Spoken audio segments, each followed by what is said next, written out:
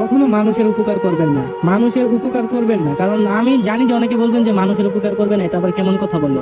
মানুষ তো মানুষের জন্যই। মানুষের উপকার আমার কথা বাদ দেন, আমি যে বললাম যে মানুষের উপকার করবেন না, আমার কথাই বাদ দেন। আপনি আপনি নিজে উপকার কইরা দেখেন, একবার কইরা দেখেন, একবার কইরা দেখেন, আপনি উল্টো অপমানিত হবেন। যে কোনো বিষয়ে, যে কোনো কিছুতে মানুষের উপকার করতে না। মানুষটা যে বেশি ভালোবাসতে না, এটা নাকি হাদিসেও বলছে। এখন দেখেন, আমরা বাঁচতে হলে আমাদের মানুষের সাথে মিশতে হয়, চলতে হয়। জীবিকার তাগিদে আমাদের একজন আরেকজনকে প্রয়োজন, কিন্তু ওই প্রয়োজন পর্যন্তই সীমাবদ্ধ থাকা উচিত। আমরা অনেক সময় আমাদের সাধ্যের বাইরে একজনকে অনেক কিছু দিই, আমাদের সাধ্যের বাইরে আমাদের জীবন দিয়ে আমরা চেষ্টা করি দিতে। এটা ঠিক না। আগে নিজে বাঁচুন, নিজে বাঁচুন। যার জন্য আপনি জীবন দিয়ে চেষ্টা করবেন, সেও আপনাকে একদিন এমন এক আঘাত করবে যা আপনি মানে কল্পনাও করেন নাই, এরকম আঘাত করবে। এটা আমার কথা না, আমার লাইফে এরকম হয়েছে, এটা সত্য কথা।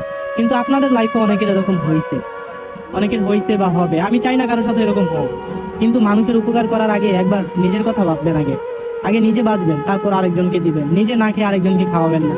আপনি নিজে না খেয়ে অসুস্থ হয়ে যাবেন, আরেকজনকে শক্তি বাড়িয়ে দিবেন, ওই শক্তি দিয়েই আপনাকে আঘাত করবে। এটাই বাস্তব।